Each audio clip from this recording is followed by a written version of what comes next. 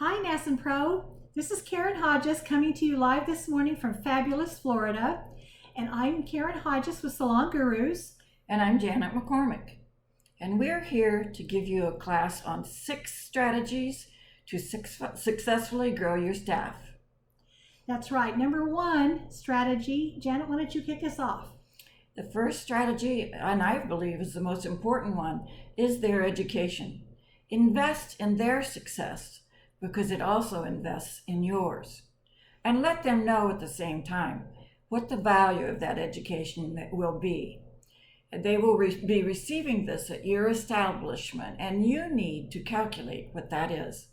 You need to calculate how much it will be for the trainer to spend a day with them. For example, at my salon when I was training, I knew what it cost me to be away from the table a day. And I knew what it was going to cost me to market them specifically. So I added that to an education agreement. An agreement I had written by an attorney. It was not a restrictive agreement. They could go into work anywhere they wanted to, but in doing that, they also had to pay me back for their education, amortized, if they left before 2 years. I felt 2 years was the time when they actually became routinely profitable. You can choose anytime you want, even 3 years. And also, one more advantage to this agreement, anyone who does not want to sign it, was coming to you for their training only, and they were going to leave in a very short time. They might not have been pure at heart. Yeah. Oh no, that can't be true. Anyhow, education reimbursement is also in the agreement, meaning if they went to a class outside the salon, they signed an addendum for this class that someone had mentioned to you and you were giving them. That class also was included in the reimbursement. My reimbursement was established in the 80s at $988 for nail technicians. That $988 also was added to cost of reimbursement, meaning travel and class and everything. If they left before 2 years, let's say they left at 1 year, they pay me back 50% of their cost for education.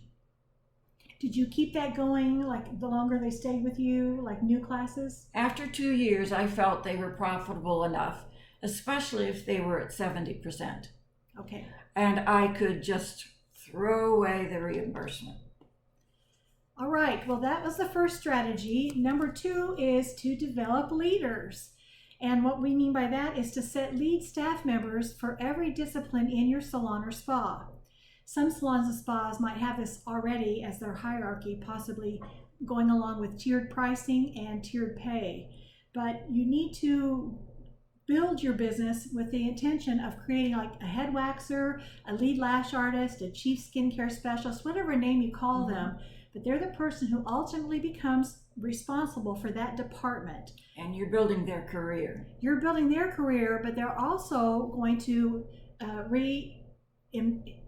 reward you also by taking some of the administrative duties off of your shoulders. They're the person who mentions, to the nail techs, you're a little bit late this morning, or the person that says to the massage therapist, guys, your linens have to make it into the basket.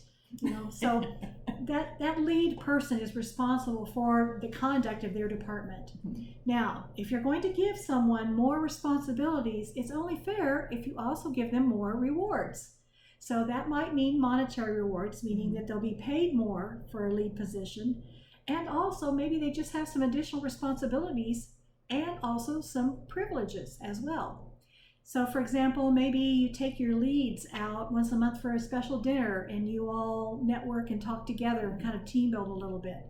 Or maybe you go to a trade show and your leads, as a reward for them doing these extra responsibilities, you say to them, okay, you have $500 budget to spend on a new instrument, a new implement, take a class, whatever it is, something special that they've been wanting to do.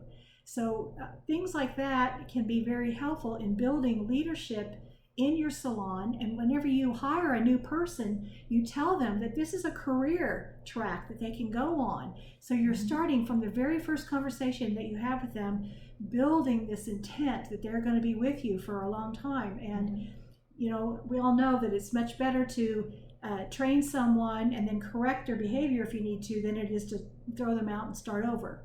Yes. So building leadership is a very good strategy. And one of the things about building leadership is that the professionals are more willing to speak to that person usually than the owner or manager. And you get more feedback with a lead in any department. That's true. They can kind of be sort of the sounding board for nail techs or for your waxers or, you know, your hairstylists. Another thing that we have in a topic is timing is everything. When you add a new staff person is as important as who they are. We all have expectations on the skills and everything, but when is also important because you need to make sure that all the other professionals are booked fully first. So you begin your hire based on analytics. For example, your software should be able to do this if you have software, and it's called production. The software divides the total amount of time that could have been booked into the total amount of time that you were booked. That means you divide, let's say 100% or 40 by. Well, what if they had I got that backwards. Total of 100 hours that were bookable, but only 70 of them were filled. Yeah, and that's 70%. Right. And the reason I'm speaking specifically about 70% is that's when you rehire. That's been shown. When your room is booked 70% and your latest hire is booked close to that, it's time for you to start looking for a new hire. And that new hire has to be ready to hit their specialty in paid services at 80%. Because when your room or department is booked at 80%, you're starting to lose clients because you don't have time to get them in for full services. Or they get frustrated because the availability is not as instant as they would like. So you give new staff members also a focused training on each part of their specialty. For example, an esthetician, new estheticians, many times spends 20 minutes on the start of their service, the cleansing. 20 minutes. I saw it happen many times. That's not going to make it. They're going to be an hour and a half to 2 hours on a facial. You have to work with cleansing for a while till they have it down to 7 minutes. Or another part is the analysis. They'll spend 15 minutes on an analysis when it should be down to 5 minutes. So you do focused training on each part of the technique. Then, after they've reached the time, let's say your facials are 1 hour. When they're down to 1 hour without stressing and hyperventilating, you start marketing them as individuals. Each individual is different in what they want to be marketed in. A certain type of facial in the beginning or waxing or whatever. And that's what you market them in, say in the local newspaper, the small newspaper in the area, or on your social media. One more thing I want to bring up is I found over time that it was best to hire one at a time when you're at 70%, because I tried the other way, hiring several people and training them over time. Two things happened. It took me longer to train, and someone fell through the cracks, because I had a time when if they weren't on paid work by that time, even though I'd spent a lot of time on them, on training them, they were never going to be on time with their services, and I said goodbye. Mind you, over years, I only had 3 that I had to do this with, but that's the way it is. Try, if you can, to train one at a time. Okay, so the fourth strategy that we're going to be talking about is you need to set goals, and goals that are actually motivating. So let's talk about goals for just a second. For goals to be legitimate, they have to, number 1, be specific, number 2, be measurable, and number 3, be actually attainable.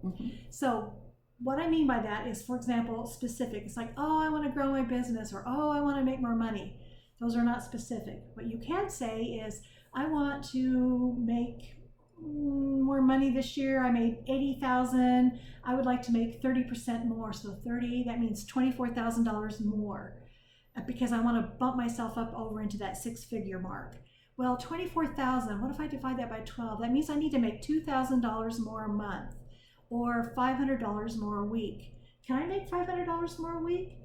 Absolutely. So that is a specific and measurable and attainable goal. So that would be a good goal. And it might be motivating for some of your people. Now, not everybody is motivated by the same thing. So some of your young, 20-something staff members might be more motivated by a different incentive than your older, old pros has been at it for 20 years kind of a gal. So use your analytics, maybe a percentage of clients rebooked. So I saw 20 clients this week. I need to see 25% more. That means I need to see, 4 more clients. Can I see 4 more clients in a week? Yeah, I could do that. Percentage of upsell, and this is where having a really good front desk staff comes in handy. So your receptionist, hi, Miss Janet, you're here today for your brow wax. We have a little extra time. Can I get your lip in there too? She needs to make, he or she need to make suggestive sales to the client, but is up to the professional to actually mention in the service room. Let's add your lips yes, to this today. So yeah, you exactly. Don't have to come Reinforce that and get that service booked and get it performed, and then the numbers then will be added to their analytics. Another great measurement would be like percentage of home care. Janet and I personally believe that every service you perform in a salon needs to be backed up by a home care regimen to help that client maintain the results that they've achieved in your professional setting. So this is a partnership. Yes, hairstylists, for them to get that glossy, beautiful hair, need home care products, skin care, waxing, lashes. They need a cleanser that protects their lash line. Manicures, pedicures, every service needs to be supported by home care, and that's a really good measurement analytic to use to make sure that your staff are meeting their goals. Now, if they meet their goals, they also need to have incentives that help them. So an incentive is a reward, and it actually must be motivating. So I have a background in direct sales, and direct sales like car sales, realtors, insurance, different kinds of sales groups use this technique, and it's called Sales Performance Incentive Fund, or SPIFs. And these are little short-term rewards for excellence, like you can knock it out in a week. So like your head of the nail department might say, oh, we're going to do 10 more pedicures this week than we did last week. And if we do 10, everyone gets a spiff on Friday. It's a little short-term goal that the team can all gather around and do. And one place that I worked made it really very fun. They put money inside balloons, and it might be a 20 or 50 or 100 even. And they would put the balloons on a bulletin board and hand you a dart. And whatever you stabbed, that was money that went right in your pocket. It was an extra little fun thing. And we kind of made a ritual of it, and everyone got involved. It was a lot of fun at the end of the day on Friday. So things like incentives like spiffs might be little short-term goals. But long-term goals are important too. So for example, over the course of a year, you might have long-term goals for each technician or each stylist. And then once they meet those goals at your annual review, they could possibly move up a tier. And the motivation to your new hires, whenever they're brought on and told that you can move up through the ranks by meeting your goals, it can be very motivating. Now, what kind of incentives do you give for reaching goals? Well, cash always works, gift cards. But I have an idea that you have not maybe thought of something like this, and that is incentives that actually help the business too. So for example, you have a massage therapist, and they met their goals for the year. And what could be a good incentive for them? Maybe a class where they would learn a new skill, or maybe an esthetician gets a new implement, or maybe a stylist gets new shears, or something that helps them in their career development. Now that is rewarding and motivating to them, but there's a trickle-down effect, and the business is going to benefit as well. And you need to train them to mention it. See my new shears? I earned that. I earned that here. Exactly. And I love them. That has a marketing shed on the ownership of the salon, that they were so considerate of their professionals. Yeah, clients like to hear things like that. They like to hear about our personal achievements. Mm-hmm. So make sure that your staff brags about the incentives that they earn.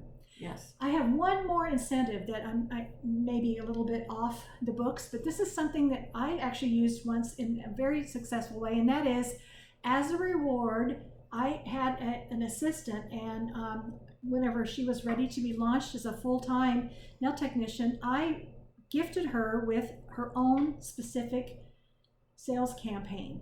Mm-hmm. And we ran a press release announcing her promotion to nail technician. We did a little short bio that we put on Facebook, and it's just a little short thing. Hi, this is my name. This is what I'm passionate about. This is what I like, and I'm hoping to see you come in and see me soon. But it was like a whole shift just on her, and Mm-hmm. it helped her and started getting her rolling along. Mm-hmm. But it also was good for the salon as well. And it builds confidence in the profession. Exactly. Once you say things often enough, you start to believe them. I'm fully trained. I'm qualified. I can take care of all your needs. Pretty soon you believe that. Yes. Okay. So we have one last strategy. Janet, what is that? And that is mentors. I really believe in mentors, especially in salons where there are multiple professionals in departments. Someone should be assigned to answer the questions of a new hire when she's finally at the point of making money. She needs to have someone, or he sorry, needs to have someone that they can go to ask questions. Now, this one person is who they go to, like between services or whatever. They don't go to everybody, because it is an investment in the person they go to in building the professional.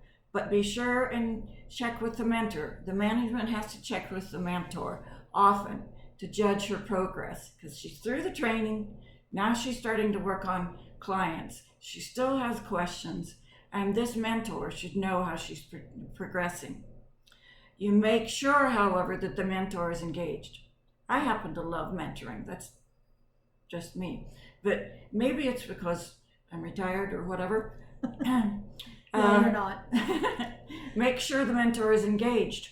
She wants to do it and is responsible. If someone rolls their eyes and goes, oh, there's more of my time, don't put them in as a mentor. Exactly. They will not be successful. And the person that is going to them for mentoring will feel cheated. You may even lose her as an employee. She starts feeling negative. So get a mentor for each person who cares about them, cares about the salon, and cares about success. Exactly. So those are our 6 strategies to successfully grow your staff. The first one is education. Not only educate them, but let them know the value of that education. Assign a real dollar value to it. The next one is to develop leadership in your staff and let your new hires know that that is a career path possibility for them. Remember that timing is everything. Don't book in a lot of new hires all at once. Bring them in one at a time and grow them, nurture them, fertilize them, water them. And by fertilize, I don't mean put BS on them. I mean take care of them, help them. The next one is to set goals that are actually motivating. Not every goal is going to motivate every person, so make sure that you have a variety of ways to engage your staff. Make sure that they have ownership of those goals, because no one's going to do a thing if they don't believe in it. And then incentives. Make sure that your incentives are truly rewarding. If they're not truly rewarding, then you're going to be wasting kind of their time and your time too for even talking about it. So get everybody involved in all of these strategies. And then the last one is mentoring. And that means that for every new hire, you assign one person who is responsible as the mentor for that person.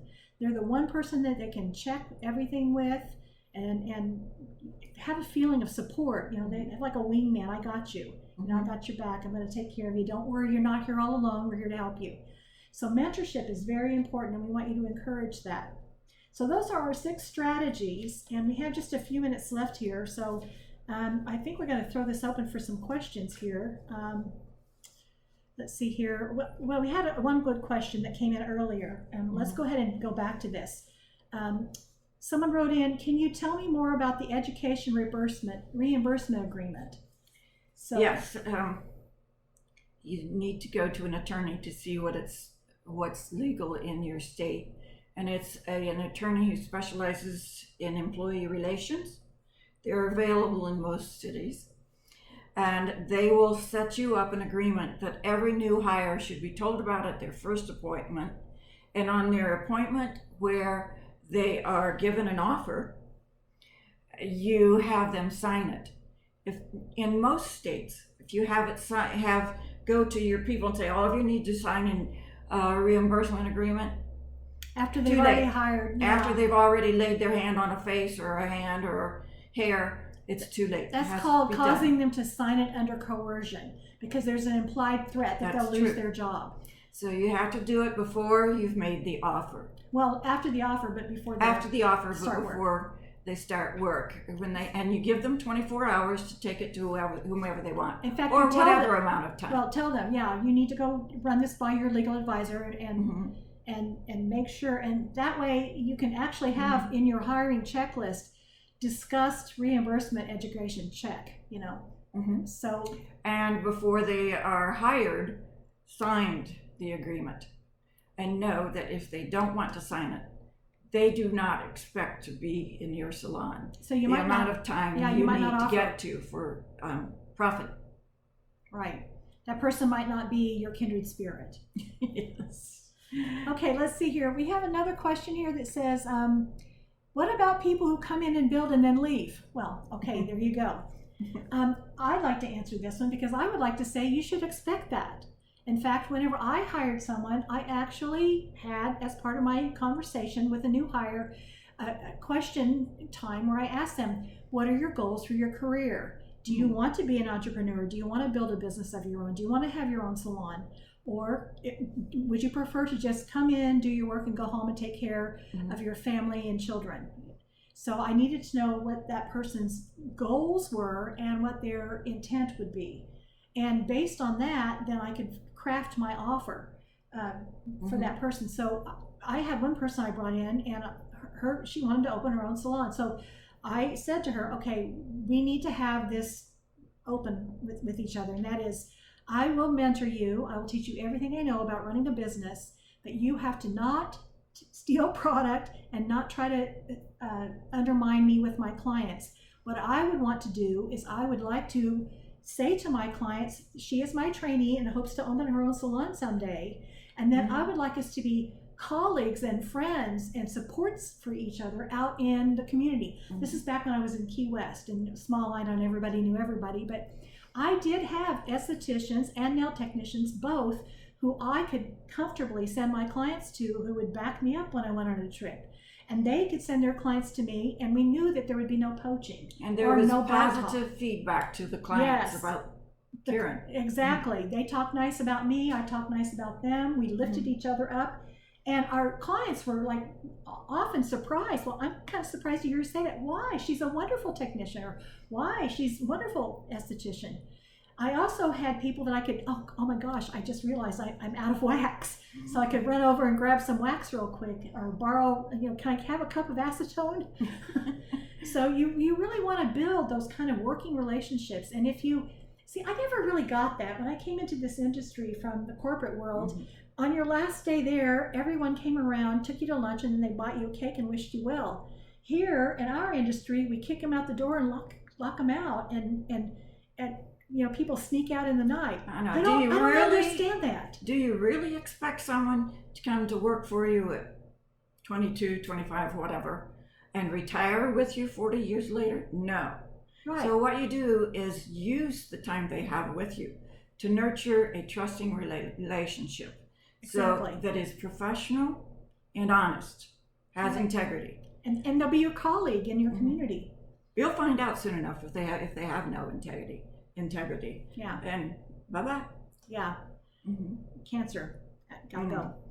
Okay, let's just see here. We have one last question. It is, do you hire right out of school or do you prefer experience? Okay, well, Janet kind of answered that, but you want to talk a little more about it? Yes, I only hired right out of school because I found out quickly if they already knew how to do nails or skin, they had their own habits, and they weren't usually ones that they got from training because they'd trained themselves for something. So I preferred hiring right out of school, and I got a couple of rewards for that. For one thing, I knew exactly what they had learned, what to do in their services. But also, I had the support of the schools. The schools would send everyone to us. If you want good training, go to.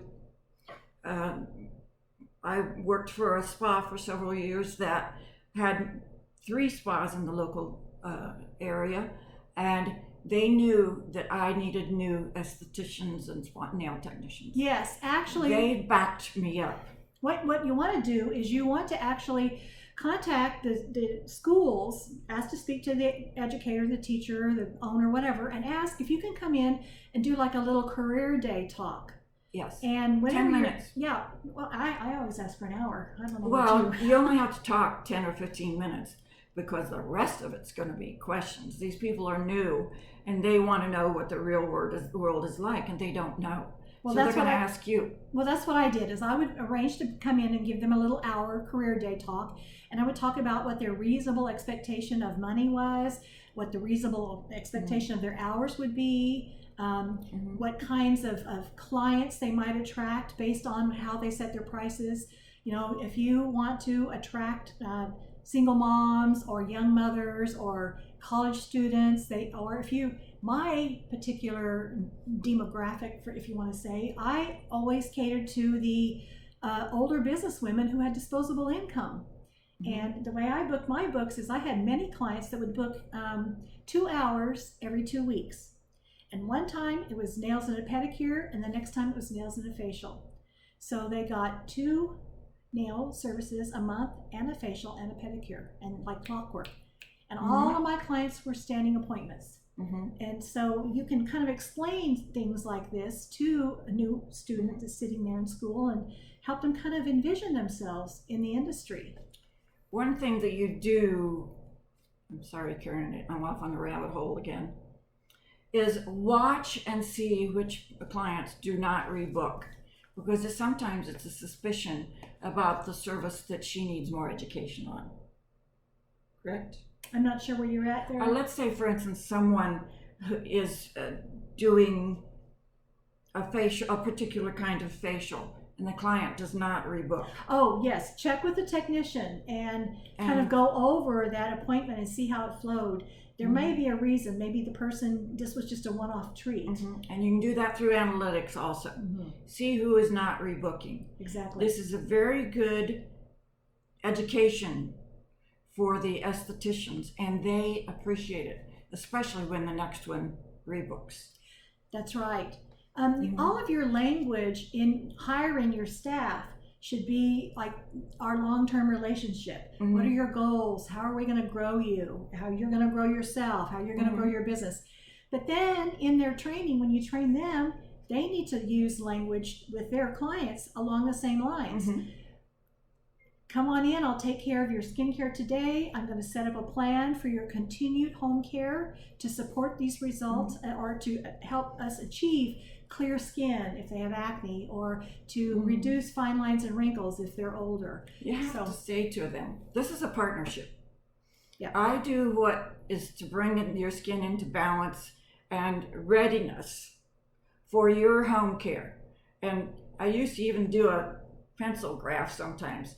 If you do home care, I do the service here, and you don't do home care, it goes down. If you do home care, it goes up, and here I am again.